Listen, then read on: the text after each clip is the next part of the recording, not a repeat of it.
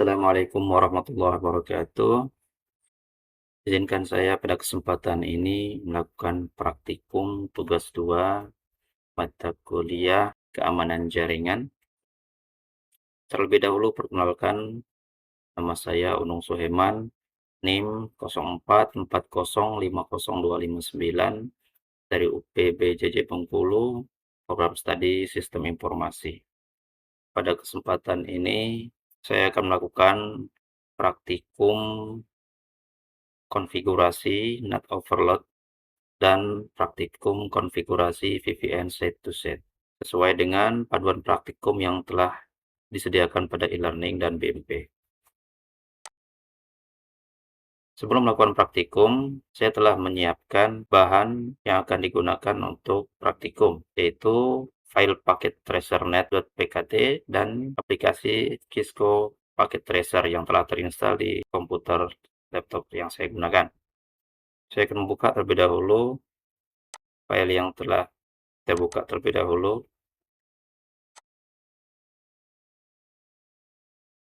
Selanjutnya, agar lebih memudahkan dalam praktikum dan konfigurasi, lebih dahulu saya akan memberikan label IP daripada setiap perangkat sebagaimana yang telah dijelaskan pada panduan.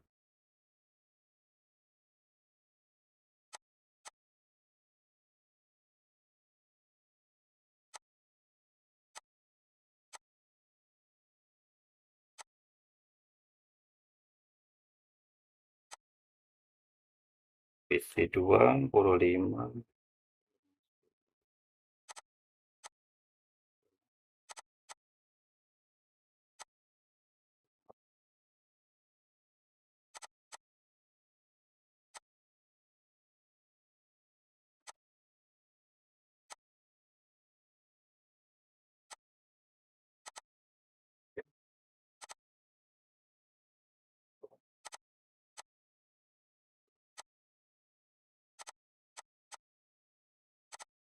IP-nya 20.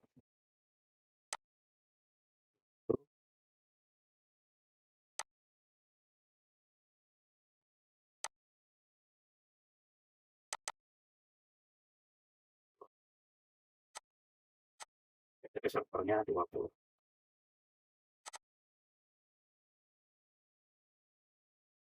Oke, kita versi kembali sebagaimana panduan.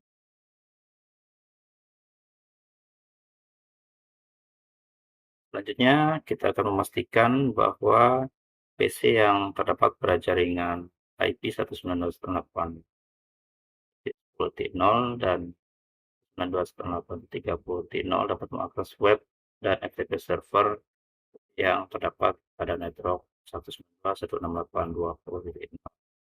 Oke, selanjutnya mencoba mengakses web server dari PC 0. Ya, kita dahulu PC 0, kemudian desktop, lalu web browser. Kemudian dari sisi server, saya buka Minpron.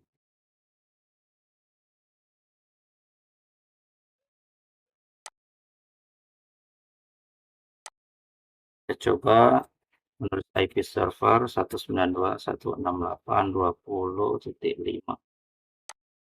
Go, ya, web server dapat kita akses, ya. Lihat, welcome to web server. Artinya web server telah berhasil kita akses dari PC 0. Selanjutnya dari sisi server, kita akan melihat internet set.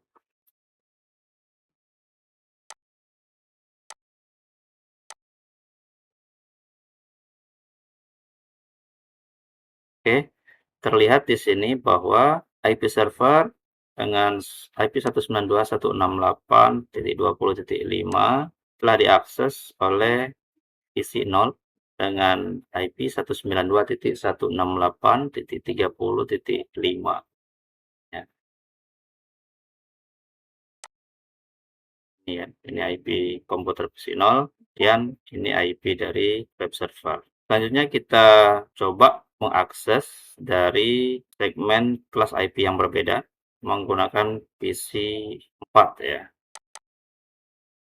PC 4 dan sisi web server pada desktop, lalu kita pilih web browser, tulis IP server 192.168.20.5 ya, berhasil mengakses web server dari PC 4. Sekarang kita akan melihat pada sisi server net. Kita klik go. Ya, ini ya sudah terlihat bahwa PC 4 dengan IP-nya 192.168.10.7 telah berhasil mengakses web server dengan IP server 192.168.20.5. Artinya pada kondisi ini IP atau jaringan dari switch 1 ya dapat mengakses, dan dari sisi server dapat mengenali ya IP atau komputer yang mengakses web server. Begitupun pada switch 3, jaringan dengan IP segmen 30 ya dapat mengakses web server, dan server dapat mengenali IP daripada komputer yang mengaksesnya. Selanjutnya kita akan mencoba mengakses FTP server. Terlihat IP server benarnya adalah 192.168.20.10.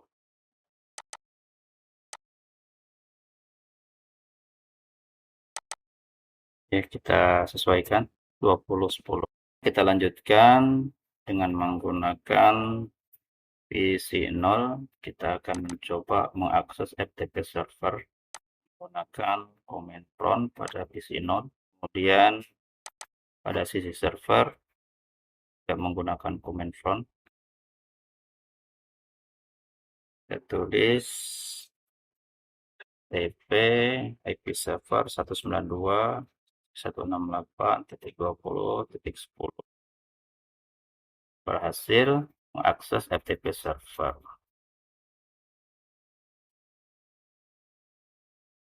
Coba login. Siswa 1, password QT. Oke, berhasil login ya. Verifikasi. Terlihat bahwa ada akses dari komputer dengan IP 192.168.30.5 mengakses FTP server ya dengan IP servernya 20.1. Sekarang kita coba mengakses FTP server dari segmen kelas yang berbeda ya, segmen 10. Mencoba menggunakan PC 3 dengan IP 10.6.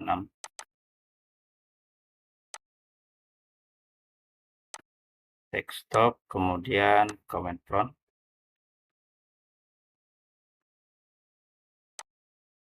FTP 192.168.20.10 ya, berhasil mengakses FTP server. Kita coba login.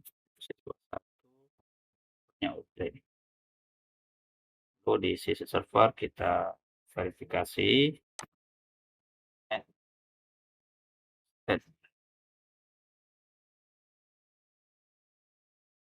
Ya, ada akses dari komputer dengan IP 192.168.10.6 pada FTP server ini.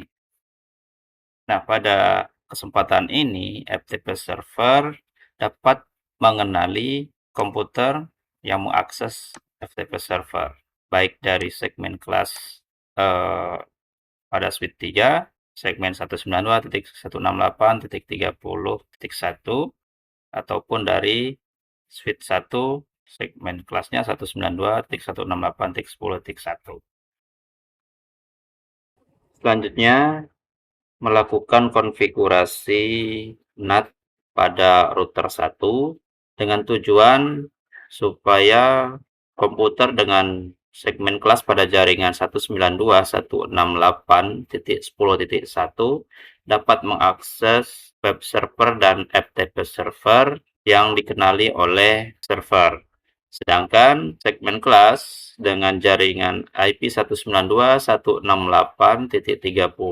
dapat mengakses FTP dan web server, namun FTP dan web server tidak dapat mengenalinya. Kita lanjutkan konfigurasinya pada router 1, bagaimana yang ada pada panduan, dan diberikan konfigurasinya.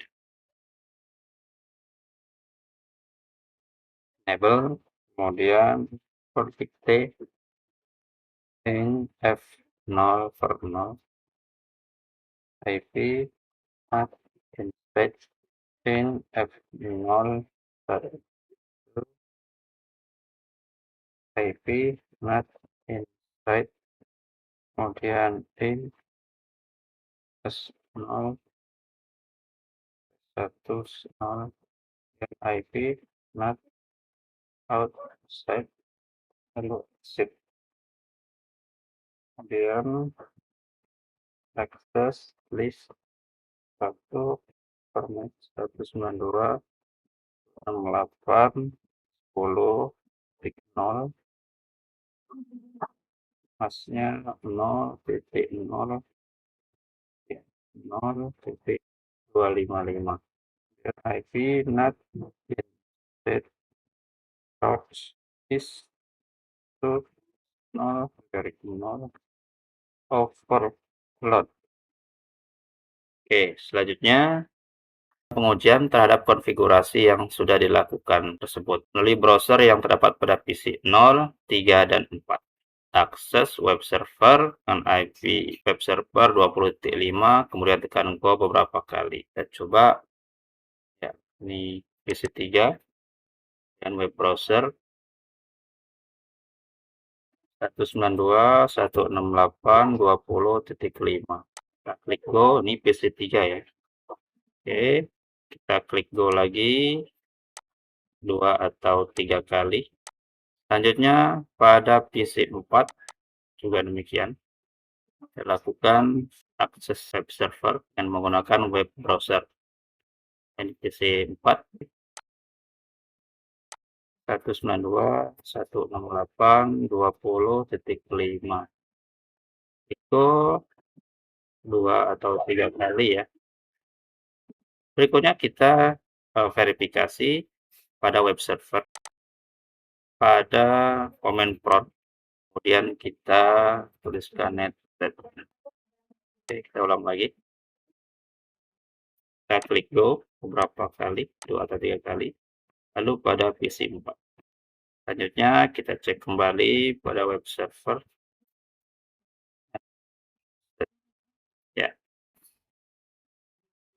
di sini dapat kita lihat bahwa ya, IP server membaca IP dari router 1, sehingga server tidak dapat mengenali IP PC 3 dan 4.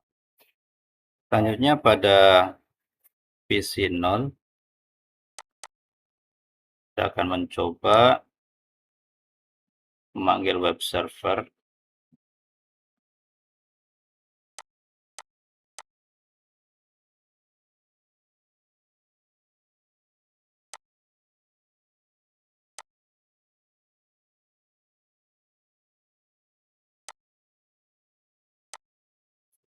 Dua 168 20.5.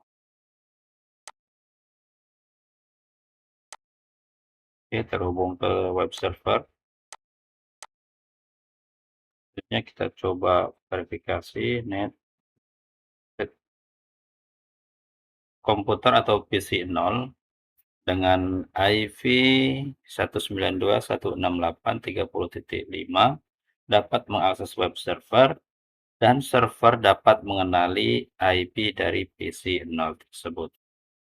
Ya, berbeda dengan PC 3 dan 4, ketika mengakses web server hanya mengenali IP router saja. Berikutnya, mencoba mengakses FTP server. Saat ini saya akan mencoba menggunakan PC 1. FTP server.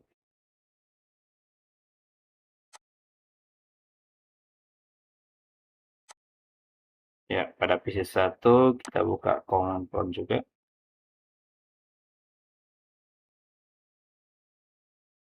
Nah, siswa 1. Oke, dari sisi klien, PC1 telah mengakses FTP server dan berhasil login. Selanjutnya pada FTP server, coba verifikasi dan ya, terlihat bahwa PC1 dengan IP 192.168.30.6 berhasil mengakses FTP server dan server dapat mengenali IP PC1 tersebut. Selanjutnya kita mencoba di 3 dan 4.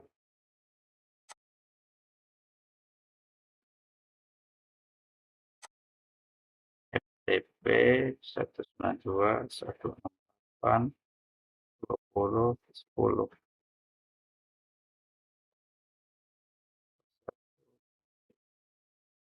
Verifikasi net state.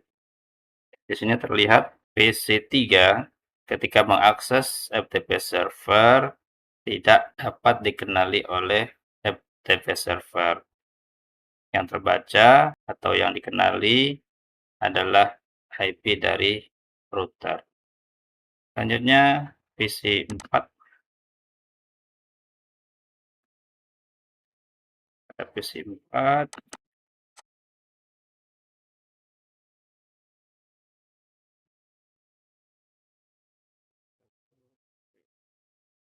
oke. Begitupun untuk PC4 ketika mengakses FTP server hanya dapat mengenali IP dari router saja, sehingga tidak mengenali IP dari PC4. Dengan demikian dapat disimpulkan bahwa praktikum konfigurasi NAT overload telah berhasil dilakukan pada praktikum kali ini, di mana yang awalnya semua PC yang terhubung kepada router 1 dapat dikenali oleh web server dan FTP server sebelum konfigurasi NAT overload dilakukan. Namun setelah dilakukan konfigurasi NAT overload pada router 1 mengakibatkan PC 2, 3, dan 4 pada jaringan dengan segmen IP 10.5, 10.6, dan 10.7 tidak dikenali oleh FTP dan web server. Sedangkan jaringan dengan IP segmen kelasnya 30.5 dan 30.6 dapat terhubung ke web server dan FTP server serta dikenali oleh web server. Demikian praktikum terkait soal yang pertama.